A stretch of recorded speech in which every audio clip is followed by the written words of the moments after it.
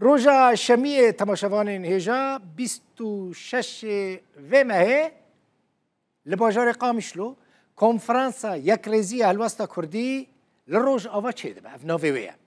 لسر خیره به براستی کیف خوش بوم همو کرد بویه که گلکی کیف خوشن تشتکی پر باشه پارتین کردی لداویه ناکوکین خواه ددن آلیه کی و هلوستا خواه دکن یک بگمان رولا سروک بارزانی و جنرال مظلوم عبدی دا آمده کرنا وی کنفرانس دا گلکی بزبو بری کنفرانس چی ببه هفدیتن دنافبرا مظلوم عبدی و سروک بارزانی دا چی ببون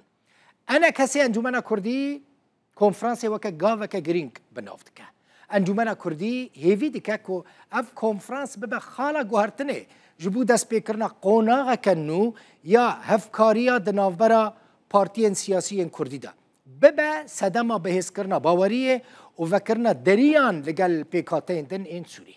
انجمن کردی دوی باوریه دایا که یک ریزی کردی پیوستیه که نشتمانیه و گاوه که جبو آوه کرنا پیش روژا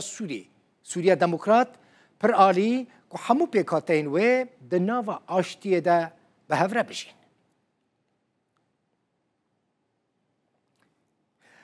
لآلی دن فرماندار گشتی حسده مظلوم عبدی لسر پلاتفورما ایکس نویساند که روژا 26 و ماه نیسانه و کنفرانس یک ریزی هلوستا کردی لروژ آوا چه ببه